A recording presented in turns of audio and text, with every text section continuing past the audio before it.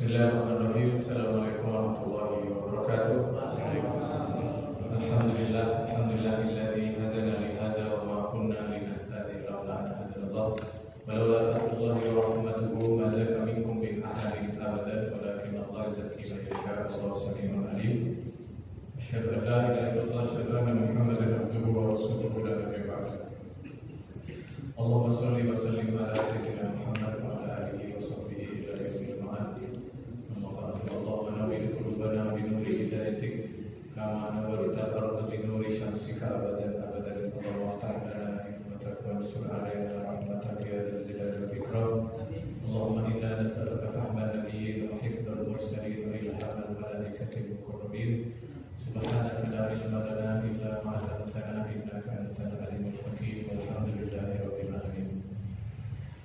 Ibu bapak sekalian, jemaah kajian rutin Tazkiyatun Nufus yang insyaallah semua dalam rahmat Allah Subhanahu wa taala, kita akan melanjutkan pembahasan Tazkiyatun Nufus.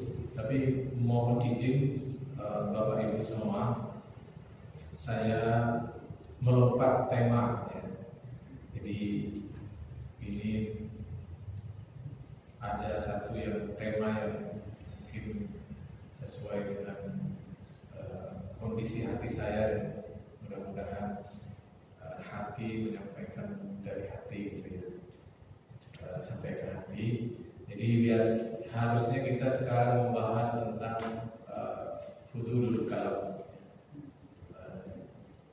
tentang al-kalam fima la ya'ni, berbicara berlebihan atau sesuatu yang tidak ada manfaat. Tapi mohon izin saya bahas satu tema penting juga, yaitu tentang khauf. Jadi mungkin bukunya ditutup, tidak apa-apa ya. Bagian dari Tazkiyatun Nufus. Jadi kita bahas tentang dalam 2 pekan ke depan, kita lompat dulu, kita tahan dulu yang tentang fudulul kalam. Kita bahas dalam beberapa waktu ke depan tentang khauf dan roja. Khauf dan roja. Khauf itu adalah takut, roja itu adalah harap. Nah, khauf dan roja ini ibarat 2 sayap yang kalau kita mengandaikan sayap itu adalah 2 sayap itu adalah apa yang kita miliki itu bisa terbang ke ketinggian langit, ma'rifatullah, mengenal Allah Subhanahu wa taala, maka khauf dan roja ini menjadi syarat. Setiap ibadah, setiap amal kita selalu memberi, kita bersedekah. Khauf dan roja ini yang harusnya selalu ada pada diri kita. Sangat mungkin ketika kita terjebak beramal zahir secara rutinitas, sholat ya sudah begini saja, khaufnya berkurang, rojanya berkurang, meskipun secara zahir tidak ada yang berkurang pada amal-amal kita. Nah, jadi khauf dan roja ini menjadi sesuatu yang penting. Dari mana khauf dan roja ini muncul? Khauf dan roja ini muncul ketika seseorang makin mengenal Allah Subhanahu wa taala, makin menyadari bahwa dunia ini sementara dan akhirat adalah tempat pulang yang pasti akan kita temui. Jadi maka khauf dan roja ini pasti muncul. Kenapa bisa begitu? Karena Allah Subhanahu wa taala memiliki 2 kelompok sifat yang nanti akan berdampak pada cara kita mengenal Allah Subhanahu wa taala. Kelompok sifat yang pertama disebut dengan sifatul jalal. Sifatul jalal, sifat keagungan, yaitu terkait sifat-sifat di mana kalau kita mengingat sifat itu membuat kita takut. Misalkan Allah yang Maha Menyiksa,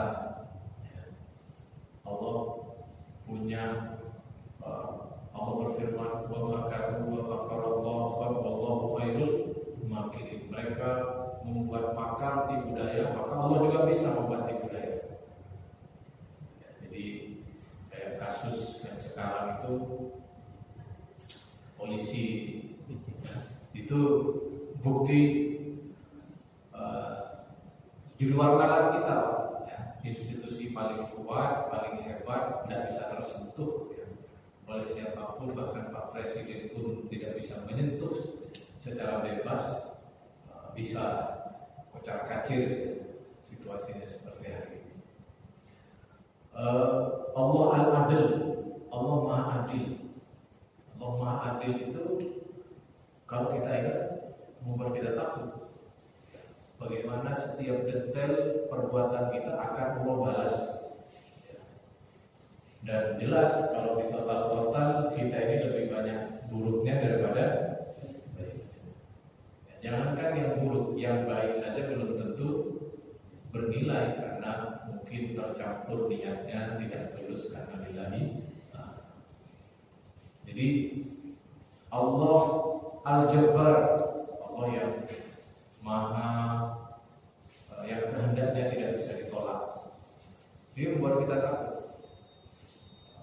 Jadi orang yang mengenal Allah pasti muncul rasa takutnya karena Allah punya sifat-sifat apa tadi? Sifatul Jalal, sifat kemuliaan.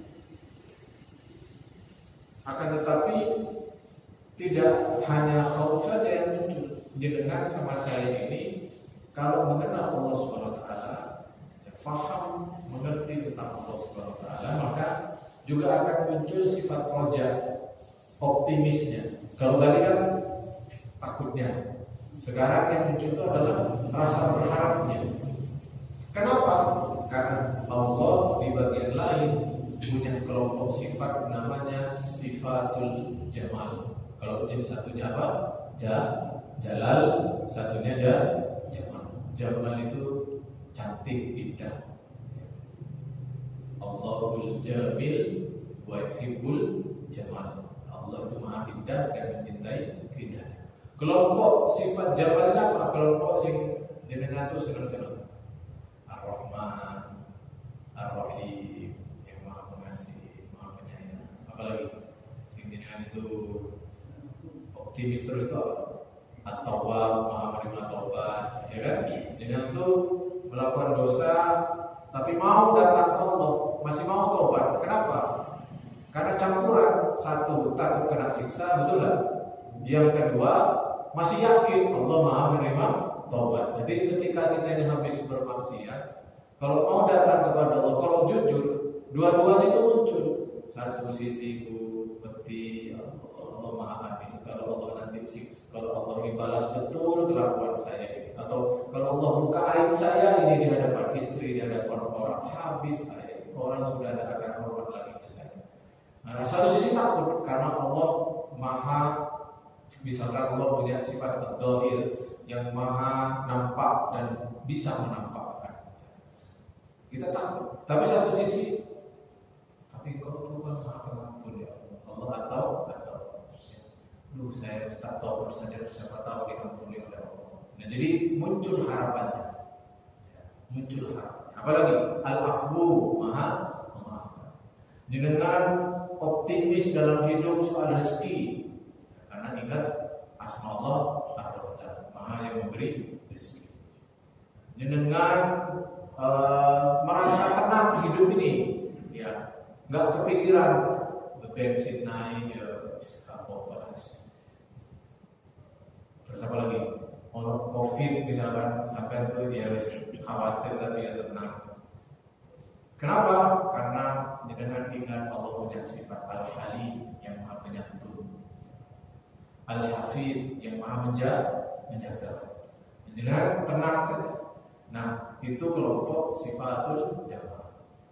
Dua-duanya harusnya nggak mungkin kalau dengan itu dekat ke Allah, kenal dengan Allah, ma'rifah kepada Allah, terus hilang satu itu dan dua-duanya pasti ada. Nah, hari ini kita akan membahas Bapak Ibu, karena kalau yang muncul khauf saja, pasti nanti jenengan akan jadi orang yang putus asa, takut terus ya. pasti Allah datang kamu di saya. Waduh, saya pasti disiksa. Waduh, rokok gitu. Terus begitu. Ya bagus awal-awal, tapi lama-kelamaan bisa jadi kita putus asa. Pak, yang membuat orang itu, makanya Allah SWT sangat tidak suka kalau ada orang yang membuat orang lain berputus asa.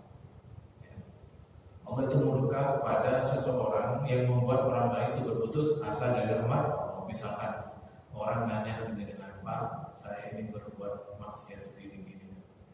Sopo saya Pak. Aduh, bagaimana? Merokok dari mas, kayak iso gitu mas. Nah, ketika kita membuat orang itu lalu kemudian dia putus asa dari rahmat Allah, kita itu jauh lebih dosa daripada orang itu. Orang yang maksiat itu kalau dibuat oleh berputus asa oleh kita, itu kita jauh lebih berbuat dosa.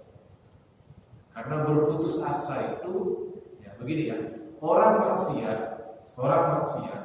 itu kaitannya adalah soal adab dia kepada Allah yang salah, yaitu dia Allah perintahkan begini tidak dijalankan.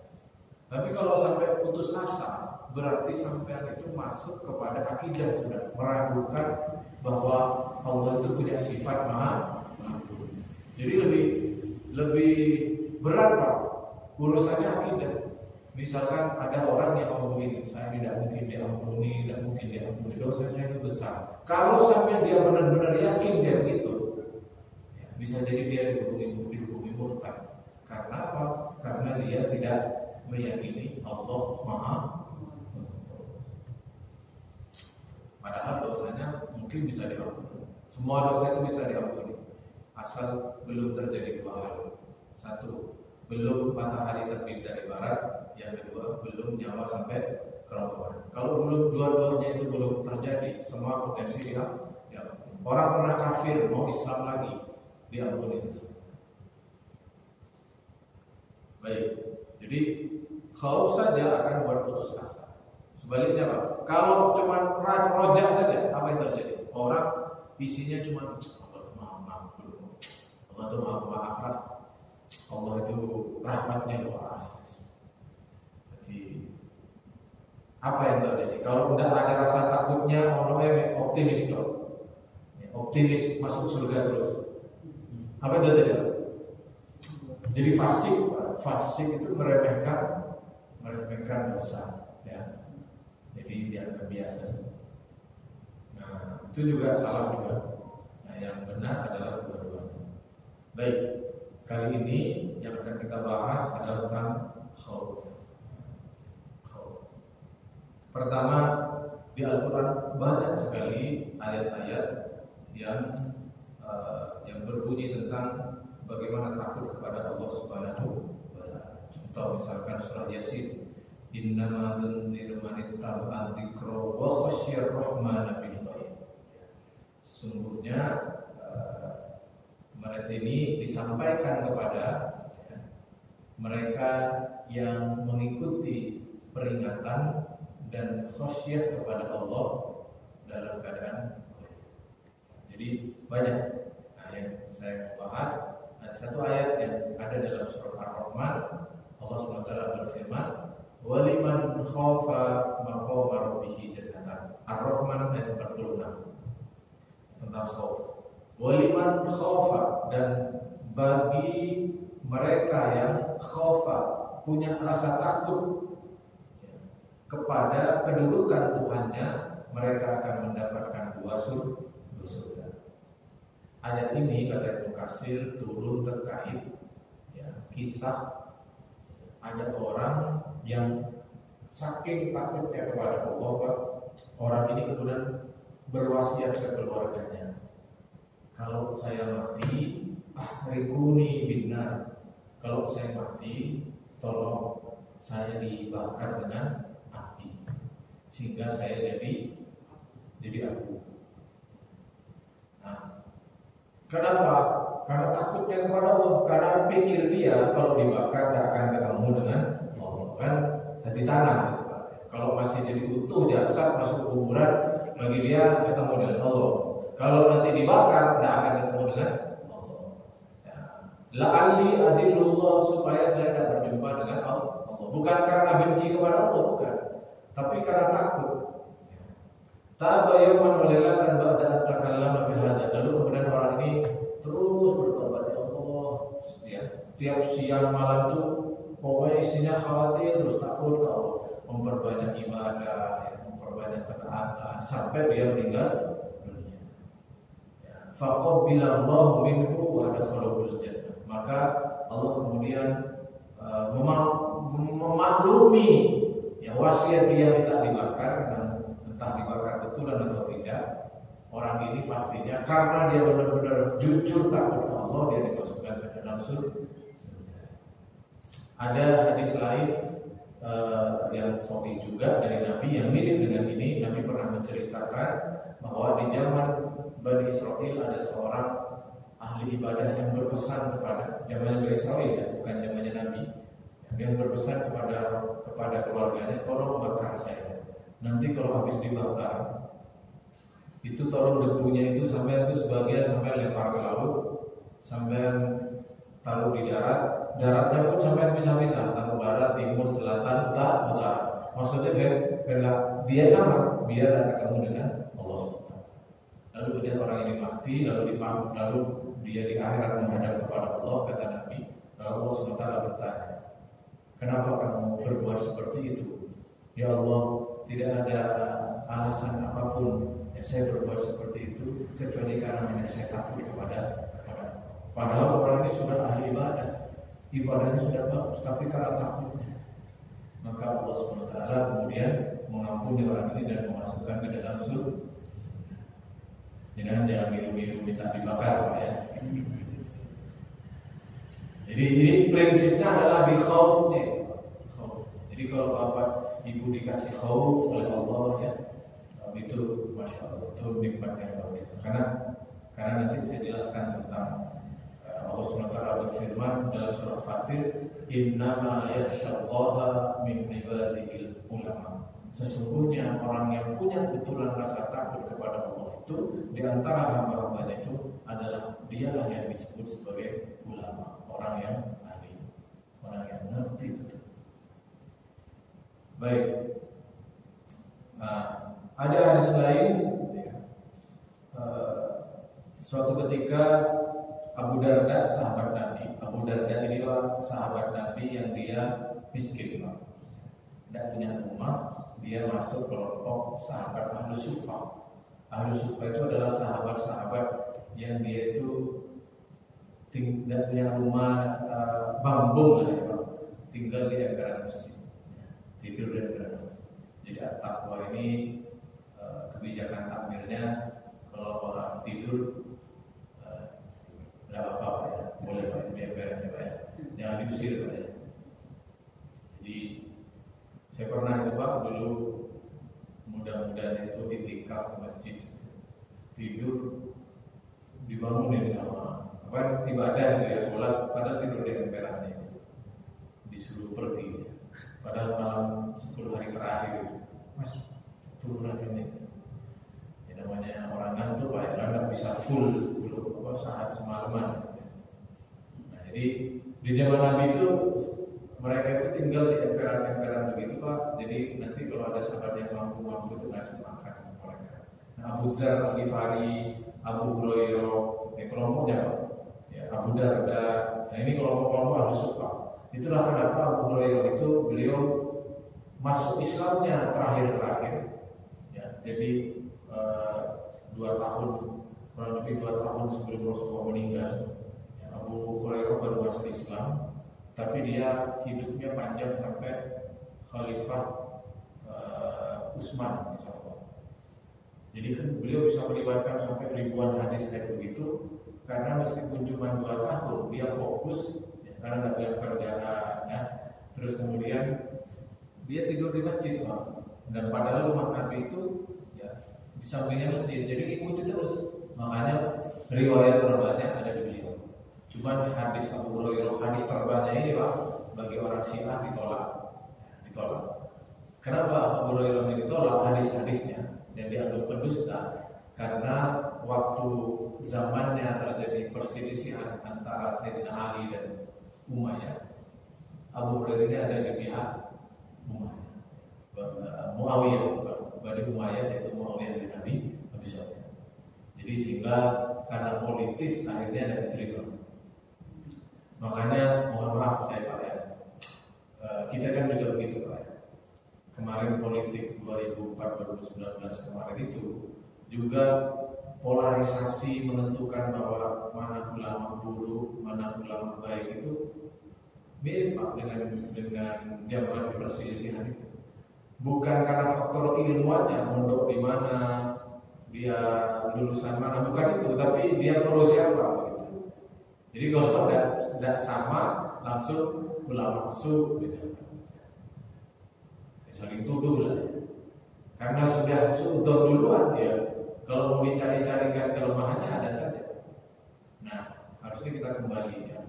Ukuran mengukur seorang ulama ya, bukan dari afiliasi politiknya.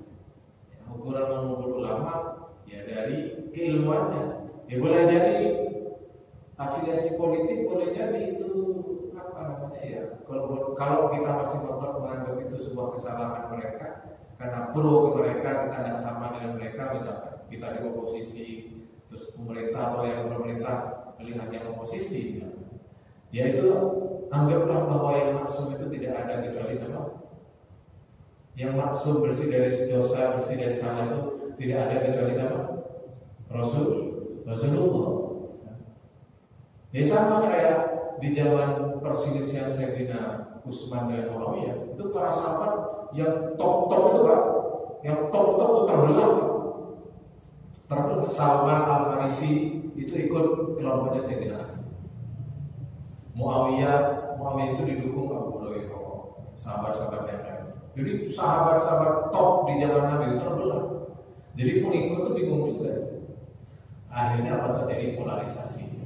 Polarisasi Syiah. Ya, akhirnya apa yang semua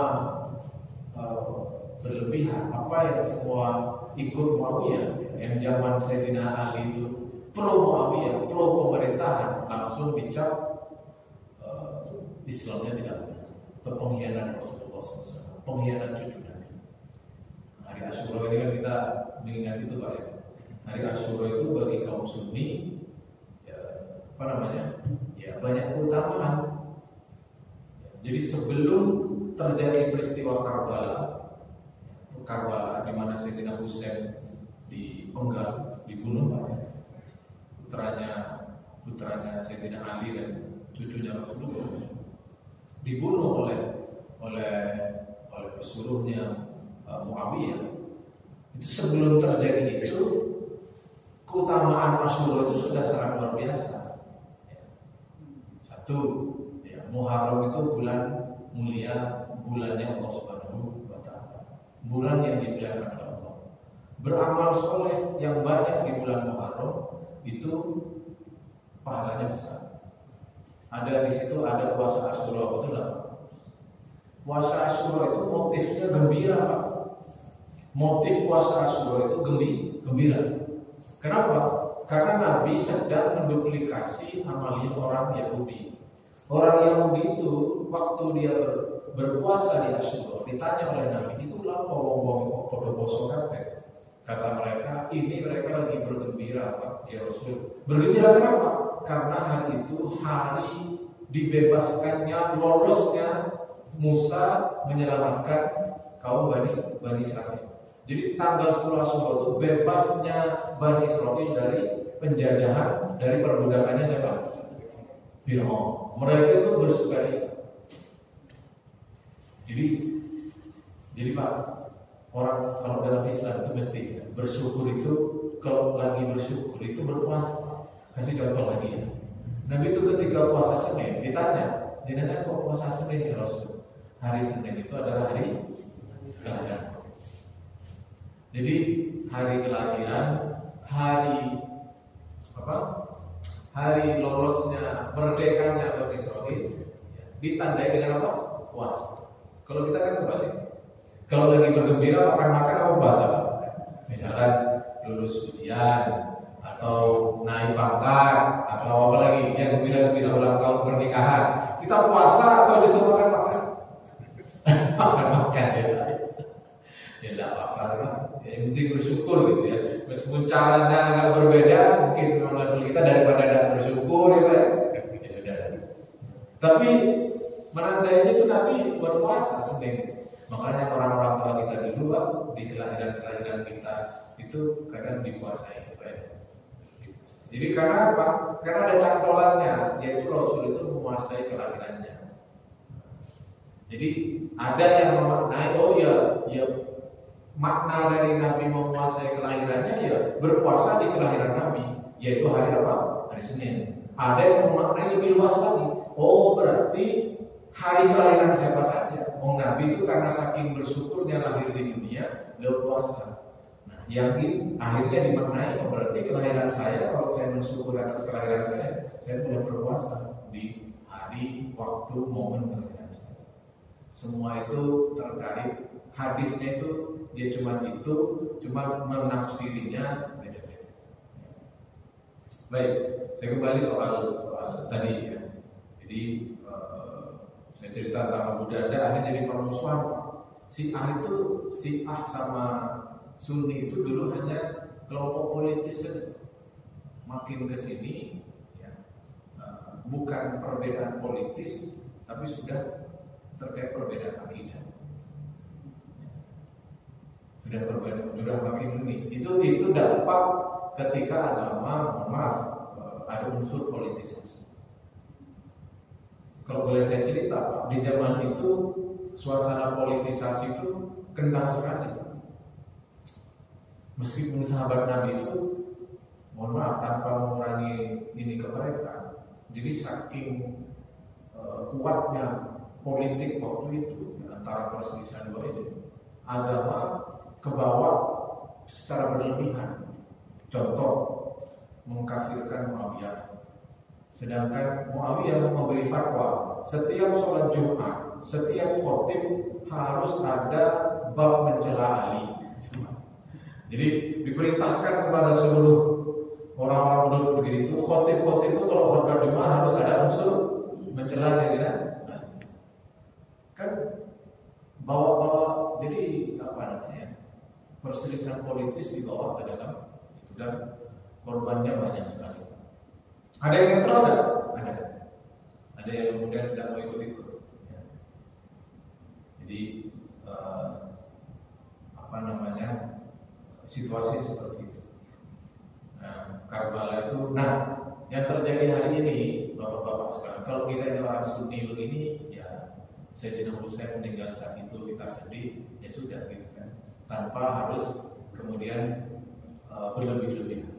Nah kaum Syiah itu sampai keutamaan Muharramnya ketutup oleh peristiwa terbunuhnya Sayyidina Husain ini. Sehingga apa?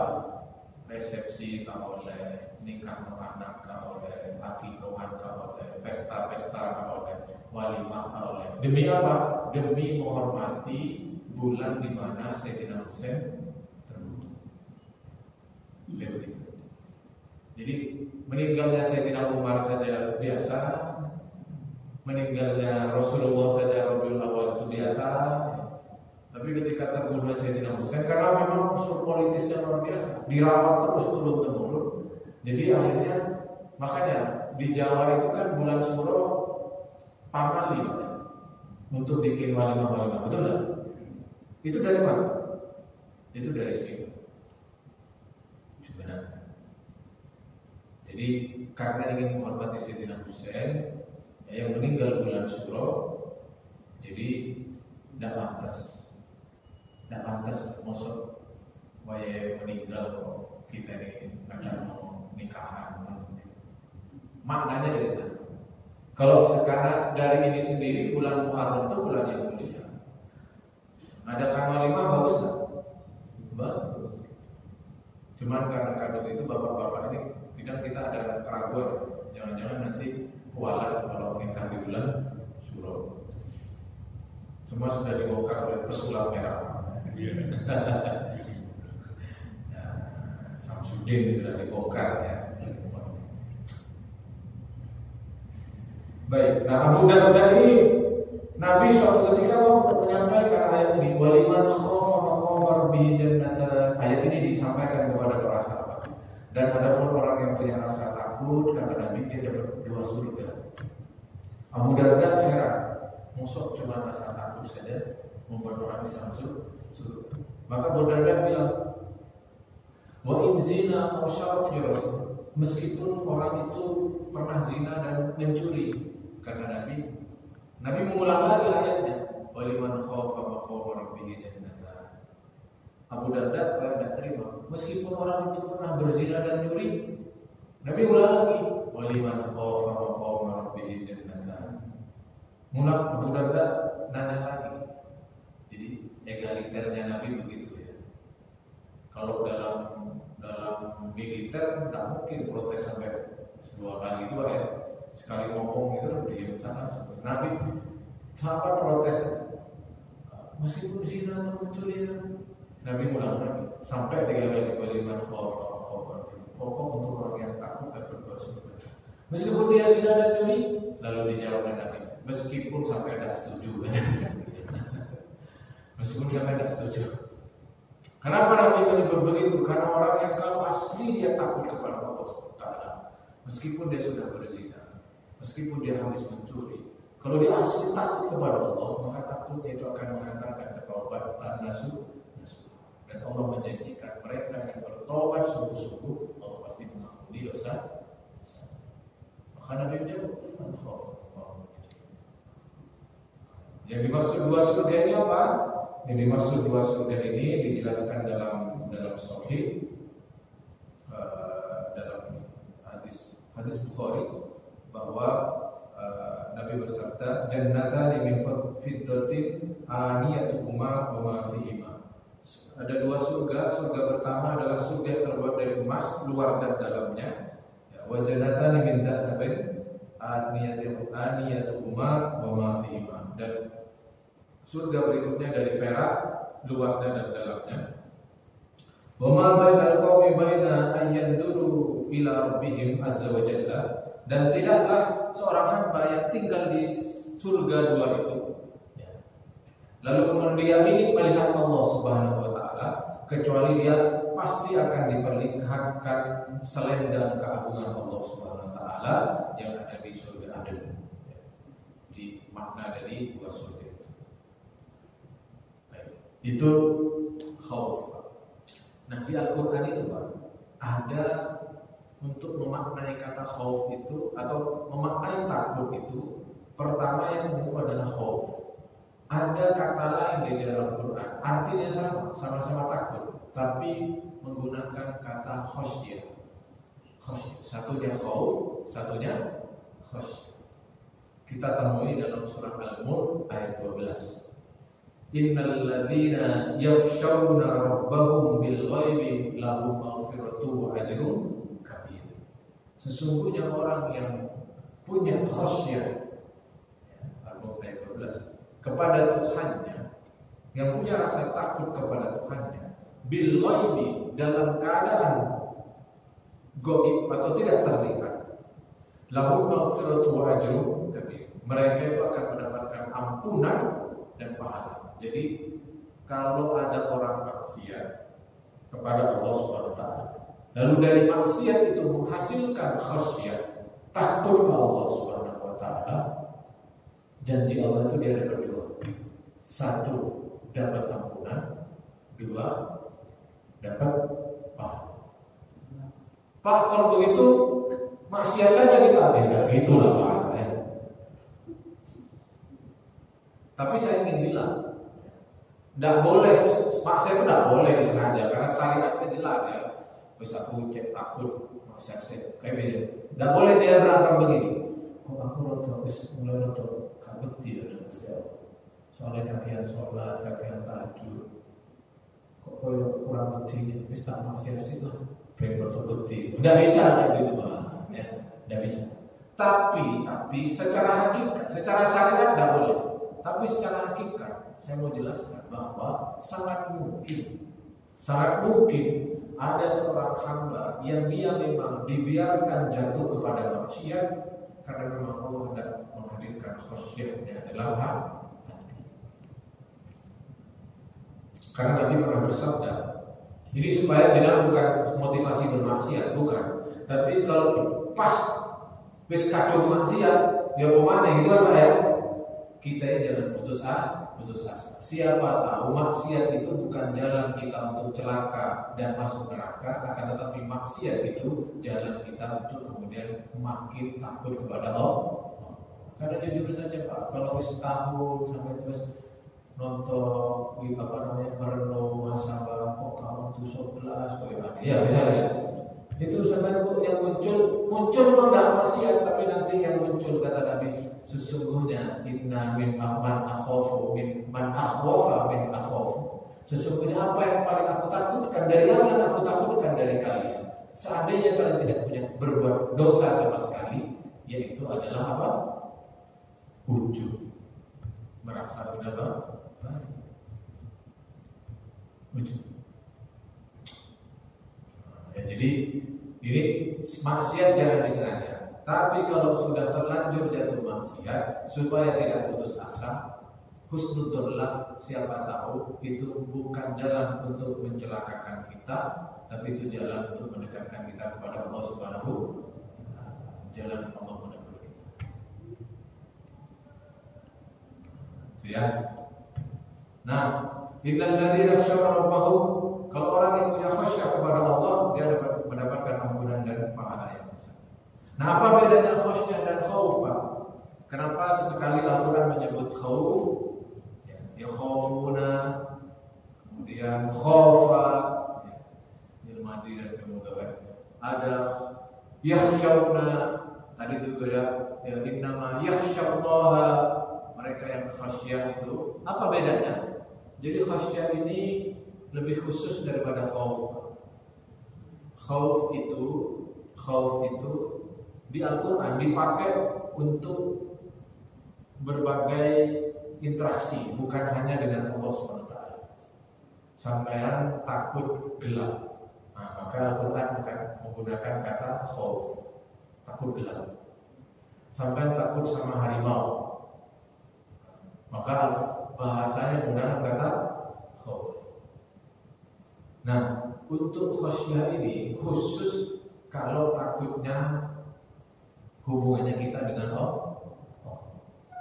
Maka di Al-Quran tidak pernah dipakai khasyah ini dipakai untuk kita takut kepada orang kafir, tidak dipakai.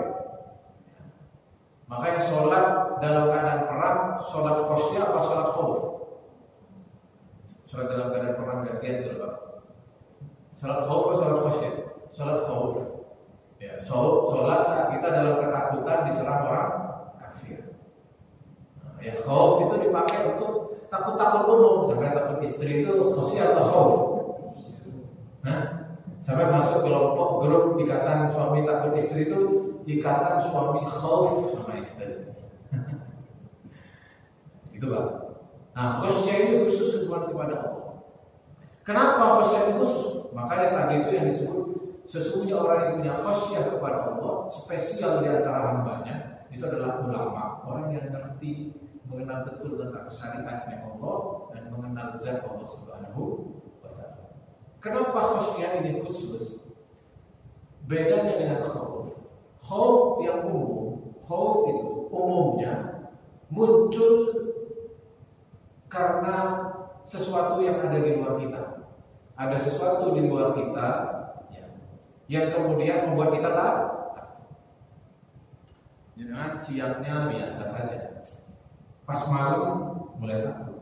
Itu berarti ada sesuatu yang menjadi pemicu kita takut.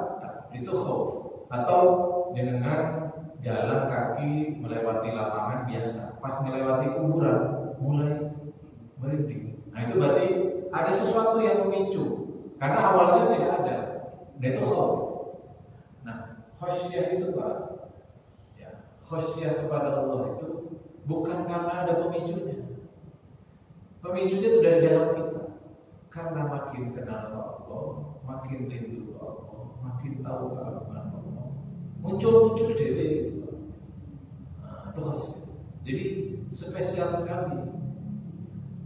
Karena itu karena itu ya bapak-bapak sekalian, untuk muncul khasyah tidak harus maksiat. Ya. Karena penyebab khasyah itu bukan karena dia habis maksiat. Penyebab khasyah itu makin kenal kepada Allah, makin tahu. Makin ya gini, Pak, kalau ada orang alim Pak, dia tidak pernah maksiat, dia soleh itu. Takutnya di mana? Kalau kita ini kan wajar takut lah Pak ya. Kalau kita kan pantas lah takutnya, amal kurang. Kalau yang sudah alim itu bagaimana muncul khasyahnya? Dan muncul takutnya kepada Allah. Tetap ada muncul takutnya itu, takut Allah tidak ridho. Ya, itu levelnya. Takut cinta Allah itu berkurang. Ya. Jadi meskipun dia tidak maksiat, contoh seorang yang lagi cinta kepada kekasihnya, ketakutan dia apa?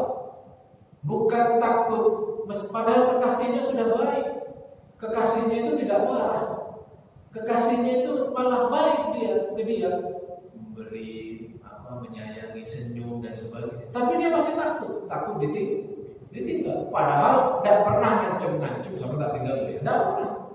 Justru kasihnya itu menunjukkan kebaikan, tapi tetap takut dia. Takut apa? Takut ditinggal. Sama orang yang makrifat kepada Allah SWT, dia mendapati Allah itu baik ke dia, ya. Allah itu penyantun ke dia. Tapi tetap saja takut ditinggal oleh Allah, takut diputus tengah jalan, takut tiba-tiba ditinggal pergi. Karena Allah itu cinta dan sebagainya, tidak ada yang maksa. Allah sendiri yang memilih mencintai hamba. Sehingga Allah punya hak betul kalau harus dicintai, seketika itu juga diputus cintanya, Allah berhak. Nah, orang yang khasyah itu takutnya di sana. Makanya ulama-ulama itu, alim-alim itu, meskipun dia tidak maksiat, tetap khasyah, takut ditinggal pergi, takut tidak diperhatikan oleh Allah Subhanahu. Sudah ada. Nah, Bapak Ibu, kita buat dua seri ya, karena masih masuk kepada nanti keutamaan menangis karena takut dan bagaimana cara menghadirkan rasa takut. Saya kira untuk pembahasan ini sampai di sini dulu tentang khauf dan alasan Muawiyah tidak suka sama Ali bin Abi Thalib yang orang Nabi, kenapa? Padahal Muawiyah anaknya Abu Sufyan. Ya. Abu Sufyan lama kan? Ya. Kenapa bisa begitu? Jadi saya ceritakan Pak ya. Jadi ceritanya adalah perselisihan itu, perang dingin, perang Satu sebenarnya sejak Sayyidina Abu Bakar. Zamannya Sayyidina Abu Bakar itu. Jadi sejak Rasul meninggal itu sudah ada perbedaan, yaitu apa? Tentang mengenai siapa penerus Rasulullah. Sebagian orang kemudian mengangkat Ali karena menantunya. Nah, itu sudah mulai muncul itu. Di zamannya Sayyidina Umar sempat mereda. Kenapa? Sayyidina Abu Bakar lemah. Ya, beliau orangnya jujur, kalem gitu kan. Sayyidina Umar, di zaman Sayyidina Umar sempat mereda itu karena beliau tegas, tas gitu kan, stylenya Sayyidina Umar. Ketika di Sayyidina Utsman itu orangnya kalem, pemalu, Pak.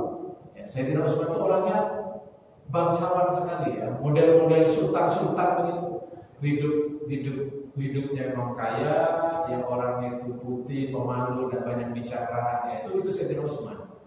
Sehingga secara pemerintahan beliau kalah. Secara dia itu kalah positioning dengan Sayyidina Umar. Ya, stylenya beda dengan Sayyidina Umar. Apalagi Sayyidina Utsman ini kemudian mengangkat gubernur-gubernurnya itu dari keluarga beliau. Ya, wajar saja, kayak Muawiyah itu diangkat bukan karena nepotisme. Muawiyah itu memang cerdas orangnya. Sejak di Mekah memang dia cerdas. Muawiyah bin Abi Sufyan itu mewarisi paman Nabi itu memang cerdas orangnya dalam hal kepemimpinan. Kan ada orang itu ada yang kalau ke masjid gak sebiro gitu ya, tapi ibadah cuma dalam memimpin itu bagus. Ada yang ahli ibadah tapi kalau disuruh memimpin jadi ketua RT, ketua RW gak cocok. Ya kan Pak, kan ada macamnya kayak gitu Pak. Tapi ahli ibadah. Nah, Yang diangkat oleh Sayyidina Utsman itu teruji memang kecerdasannya. Dari mana? Dari mereka menguasai lini-lini perdagangan. Maka yang diangkat itu orang kaya. Maka di Utsman itu sudah mulai ada friksi. Kok dulure dhewe sih diangkat? Dia Utsman karena angkat karena dia teruji. Teruji paling gampang di zaman itu tidak ada yang lain Pak, yaitu apa? Pandai berbisnis. Tidak ada situ. Nah di Sayyidina Utsman itu kan terjadi pembunuhan. Betul. Sayyidina Utsman kan dibunuh oleh orang-orang Khawarij. Nah Muawiyah ini protes.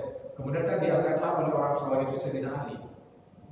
Orang Khawarij habis membunuh Sayyidina Utsman, Sayyidina Ali itu diangkat. Orang-orang yang ekstremis ini ngangkat Sayyidina Ali. Padahal Ali itu tidak mau. Cuman karena situasinya sangat krodit, Ali mau naik ke atas. Ali mau ke atas. Muawiyah, kelompoknya Sayyidina Utsman, Muawiyah ini kan satu rumpun, Pak. Satu kelompok pendukungnya. Nah, Sayyidina Muawiyah ini protes kepada Ali, ayo dihukum itu. Yang bunuh Sayyidina Utsman itu dihukum. Sayyidina Ali itu dalam diri posisi dilematis karena beliau tidak lemah posisinya, bonekanya Khawarij. Beliau tidak punya kekuatan. Jadi kalau beliau kayak kasus polisi sekarang ini kan posisi Kapolri itu kan dilema sampai beliau tegas betul berlarut-larut, tapi akhirnya alhamdulillah beliau mengambil pilihan itu. Nah Sayyidina Utsman itu berlarut-larut juga untuk mengambil posisi menghukum orang-orang yang membunuh Sayyidina Utsman. Maka Muawiyah kemudian melakukan perlawanan. Ketika perang Aisyah dari kubunya Muawiyah, Sayyidina Ali bermusuhan dengan perang Siffin Aisyah dengan Ali. Terus kemudian akhirnya Sayyidina Ali dibunuh. Sayyidina Ali dibunuh, maka terjadi kekosongan pemerintahan. Maka kemudian masing-masing mengangkat, ada yang mengangkat Muawiyah sebagai khalifah berikutnya. Kemudian ada yang sini mengangkat Sayyidina Husain. Sayyidina Hasan itu dia dalam posisi orangnya lebih kalem. Saudaranya Husain itu lebih kalem, sehingga dia sebenarnya mau menyerah kepada Muawiyah, mau menyerahkan PPR lah begitu. Cuma Husain ini masih semangat dan ada juga yang memanas-manasi, akhirnya terjadi perselisihan itu. Jadi Muawiyah merasa sebagai pelanjut tahta kekhalifahan. Ini Sayyidina Husain juga merasa sebagai penerus ayah. Maka kemudian beliau kan ada di Mekah posisinya, ceritanya dibunuhnya itu. Lalu kemudian ada yang ngirim suratnya tidak jelas ini surat dari siapa, nyampe kepada Sayyidina Husain menyatakan bahwa kami rakyat Baghdad, Irak, kami datanglah kemari, kami mendukung kau, kita bentuk susun kekuatan dari sini. Karena Sayyidina Husain sudah terancam di Mekah, hanya beliau hijrah dari Mekah ke Baghdad, ke Irak. Di tengah-tengah menuju Irak itu di Karbala, itu beliau dicegat lalu dibunuh. Seperti itu Pak ceritanya, dan teruslah sampai hari ini menjadi Syiah. Nah kita ini sebagai Sunni harusnya modern, tidak. Jadi Sayyidina Ali kita hormat, Sayyidina Husain cucu Nabi, kita sayang dia, kasihan juga pada beliau. Begitu. Tapi kemudian tidak sampai memusuhi Sayyidina Ali dan sebagainya. Itu yang terjadi. Sehingga Asyura ini dan Syiah itu macam-macam Pak Syiah itu saya sampaikan macam-macam, sama kayak Sunni macam-macam dah. Orang Sunni macam-macam dah. Ada yang Sunni liberal, ada Sunni liberal, Sunni ekstrim ada. Syiah juga sama. Jadi ideologi itu tidak mungkin secara sederhana diterjemahkan kalau Syiah itu. Irisannya banyak gitu Pak. Mungkin Syiah di Indonesia, Syiah Pasuruan, mungkin sudah dengan kita itu wis biasa gitu Pak. Tidak mungkin mereka sudah mulai terpaham tentang peristiwa. Kalau mereka mau baca sejarah, mau Vero ini soal salah paham. Kan sangat mungkin Pak Betul kan? Tapi semua Syiah menghalalkan mut'ah. Syiah, itu terkait hukum, betul. Itu versi kita. ya versi dia. Maksud saya begini. Jadi ya dia hukum dia begitu dan kita mengharapkan itu. Tapi di luar itu bahwa apa namanya? Ada si A yang kan begini. Isunya kan si A ini akan menghabisi kita, akan menghancurkan kita. Insya Allah tidak punya kekuatan mereka. Ya yang penting kita ini juga harus dakwahnya harus jalan juga begitu ya. Dan juga karena begini, seperti yang pernah saya bilang, keturunan di bawah kita itu, anak-anak remaja kita itu, yang mereka baca itu di internet dan sebagainya. Kita ini sedang bertaruh apa yang lebih menarik buat mereka. Makanya orang-orang Sunni, orang-orang Ahlus Sunnah wal Jamaah harus bisa menampilkan dakwah yang menarik buat mereka. Karena jangan sampai dalam hal dialektika, dalam hal argumentasi kita itu kemudian kalah dibanding kelompok-kelompok bukan hanya Syiah, liberal, ateis kan mereka lagi kencang. Kita tidak boleh kalah. Kalau kita ini menampilkan sosok yang pokoknya takbir, perang itu di anak-anak muda itu tidak cocok, betul tak? Di mereka itu apalagi malah ada yang kemudian memanas-manasi Islam model itu tambah kita ini jadi memang cerdas ini ya. Karena kita ingin sedang menyelamatkan generasi muda kita supaya tetap cinta Ahlus Sunnah wal Jamaah, supaya tetap lurus. Sehingga mainnya harus main cantik gitu. Saya kira itu dari saya, mudah-mudahan cukup. Ini minggu depan kita bahas lagi soal khauf. Terima kasih, kurang lebih mohon maaf. Assalamualaikum warahmatullahi wabarakatuh.